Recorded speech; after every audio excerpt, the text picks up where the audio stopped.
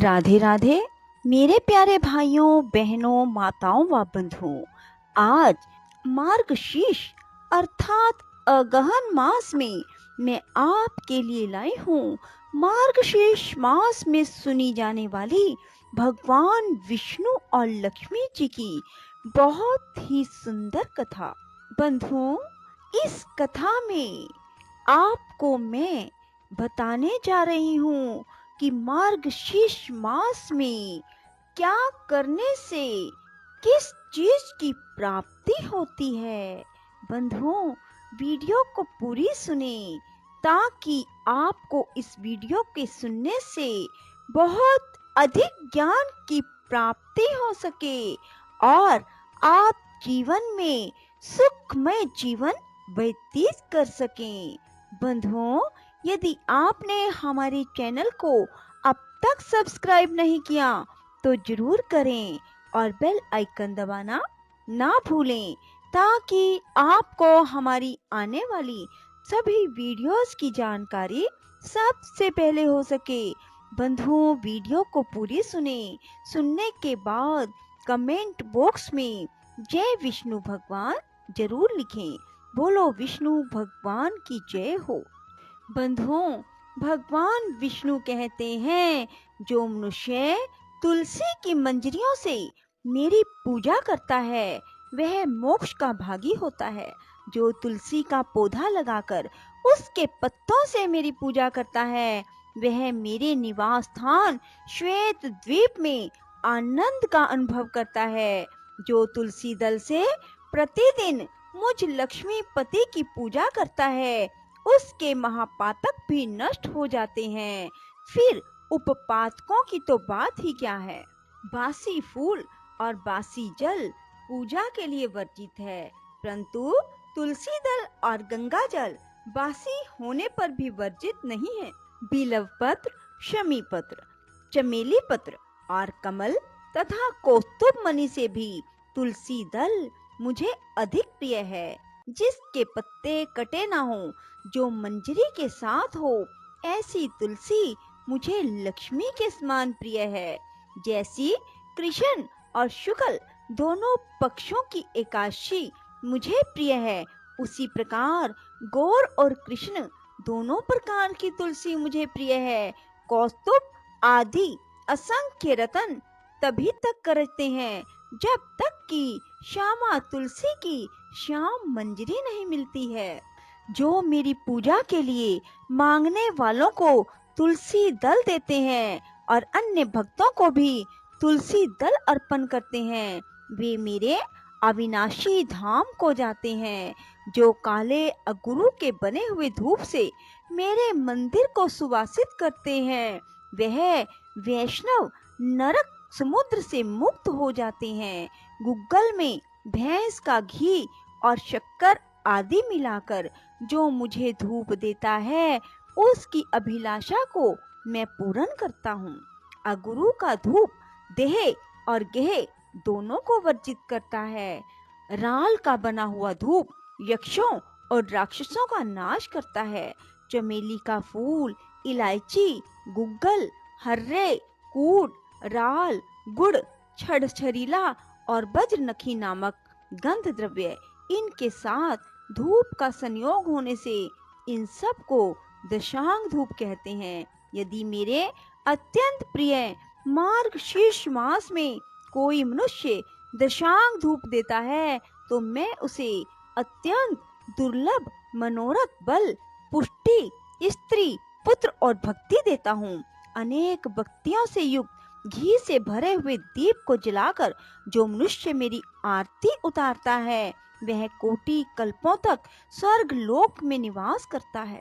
जो अगहन के महीने में मेरे आगे होती हुई आरती का दर्शन करता है वह अंत में परम पद को प्राप्त होता है।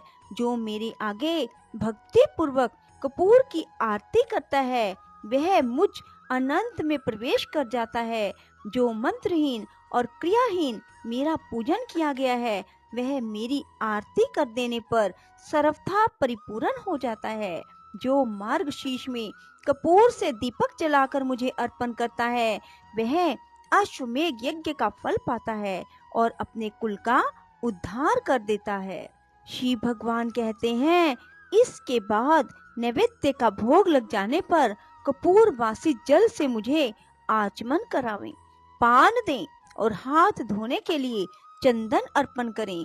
फिर पुष्पांजलि देकर भक्ति पूर्वक कपूर से आरती करें। मुकुट और आभूषण आदि समर्पित करके छत्र चंवर भेंट करें तथा श्याम सुंदर विग्रह वाले भगवान विष्णु मेरे प्रति कृपा पूर्वक प्रसन्न मुख हैं, ऐसा ध्यान करते हुए अष्टाक्षर मंत्र का 108 बार जप करके स्तोत्रों द्वारा भगवान का स्तवन करें। विद्वान पुरुष चलते हंसते अगल बगल में देखते हुए पैर से पैर को दबाकर हाथ को मस्तक पर रखकर खड़े होकर व्यग्रचित होकर मेरे मंत्र का जप ना करें। जप के समय तथा व्रत होम और पूजन आदि में दूसरों से वार्तालाप ना करें। जप का फल तीर्थ आदि में सहस्त्र गुना और मेरे समीप अनंत गुना होता है। इस प्रकार अगहन के महीने में मेरी पूजा करके जो प्रदक्षिणा करता है वह पग पग पर 7 द्वीपों वाली पृथ्वी की परिक्रमा का पुण्य फल पाता है।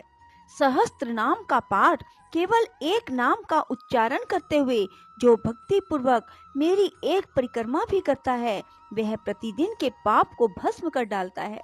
जिसने भक्ति भाव के साथ मेरी 108 बार परिक्रमा की है उसने उत्तम दक्षिणा वाले संपूर्ण यज्ञों का अनुष्ठान पूरा कर लिया। अब तुम एक गूढ़ रहस्य की बात सुनो।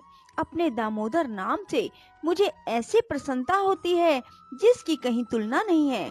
गोकुल में जब मैंने दही का मटका फोड़ डाला तब माता यशोदा ने मेरी कमर से रस्सी लपेटकर मुझे खूब कसकर ओखली में बांध दिया।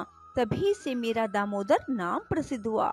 जो प्रतिदिन एकाग्रचित हो सूर्योदय काल में पवित्रता पूर्वक दामोदराय नमः इस मंत्र का 3000 जप करता है और 3.5 लाख जप पूरा होने पर उसका उद्यापन करता है, जप के दशांश का हवन तर्पण और ब्राह्मण भोजन कराता है, इस प्रकार भक्ति पूर्वक इस अनुष्ठान को पूरा करता है, उसे मैं मनोवांछित वस्तुएं देता हूँ।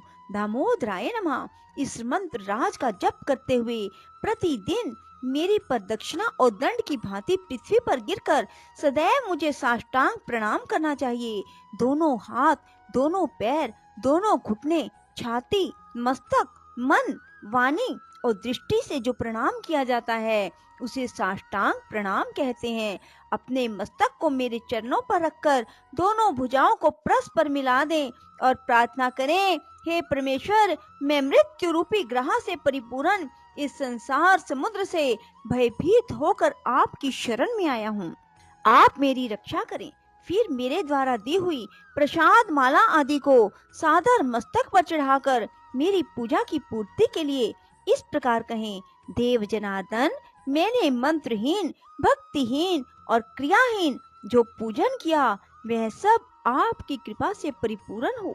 विष्णु सहस्त्र नाम, भीषण स्वराज, गजेंद्र मोक्ष, अनुसमृद्धि तथा गीता, ये 5 प्रकार के स्तोत्र मुझे अभिष्ट हैं। महाभाग, इन्हें सुनकर मुझे बड़ी प्रसन्नता होती है। जो मनुष्य एक बूंद भी शाल ग्राम शिला का जल पी लेता है वह मोक्ष का भागी होता है। जिनके मस्तक पर शाल ग्राम शिला का चरणोदक है, जो उस चरणोदक को पीते हैं उन पर सूतक और मृतक का भी अशोच लागू नहीं होता। मृत्यु काल में जिसको वह चरणामृत दिया जाता है वह भी उत्तम गति को प्राप्त होता है। बोलो विष्णु भगवान की जय। राधे राधे, जय श्री कृष्णा। बंधुओं, यदि आपको हमारी वीडियो पसंद आए तो इसे लाइक करें और शेयर भी जरूर करें। धन्यवाद।